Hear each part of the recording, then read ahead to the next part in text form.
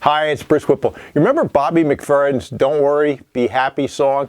Well, he just might have been onto something. This week I saw a video from Dr. Michael Greger, and if you haven't seen some of his work, it's all science-based and goes to whether or not the science supports what it is that people think or someone says. But one of the things he looked at this week was, are happy people healthier?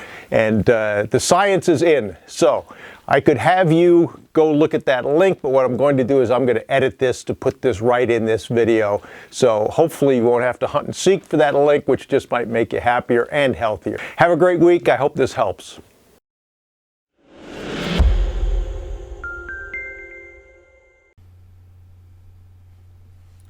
More than 60 years ago, the World Health Organization defined health as a state of complete physical, mental, and social well-being, and not merely the absence of disease or infirmity.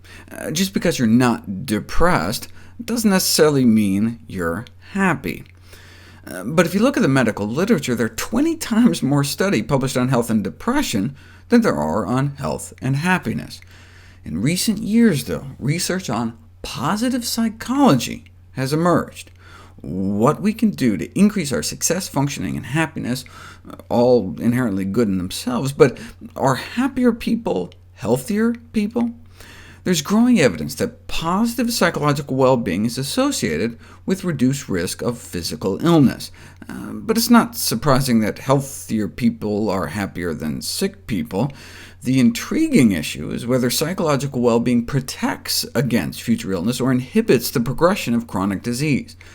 To figure out which came first, you'd have to get more than just a snapshot in time. You'd need prospective studies, meaning studies that go forward in time to see if people start out happier do indeed live longer. And yes, a review of such studies suggests that positive psychological well-being has a favorable effect on survival in both healthy and diseased populations. But not so fast. Yes, positive states may be associated with less stress and inflammation and more resilience to infection, but positive well-being may also be accompanied by a healthy lifestyle that itself reduces the risk of disease. Happy people tend to smoke less, exercise more, drink less, and sleep better. So maybe happiness leads to health only indirectly.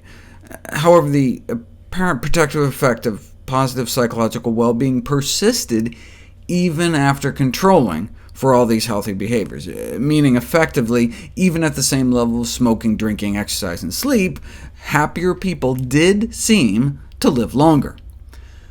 Ideally, to definitively establish cause and effect, we do an interventional trial in which participants are assigned at random to different mood levels and tracked for health outcomes.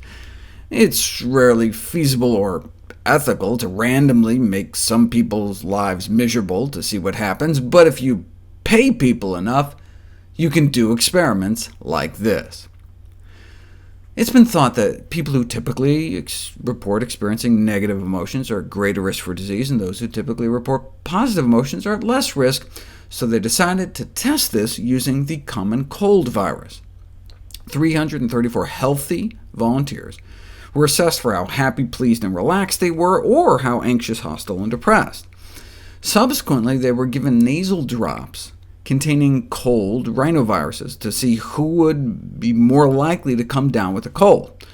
Who would let someone drip viruses in their nose? Someone paid $800, that's who. OK. Now, just because you get exposed to a cold virus doesn't mean you automatically get sick, because you have an immune system that can fight it off, even if it's dripped right into your nose. The question is whose immune system fights better. In a third of the bummed-out folks, their immune systems failed to fight off the virus and they came down with a cold, but only about 1 in 5 got a cold in the happy group. Maybe it's because those with positive emotions slept better, more exercise, lower stress? No.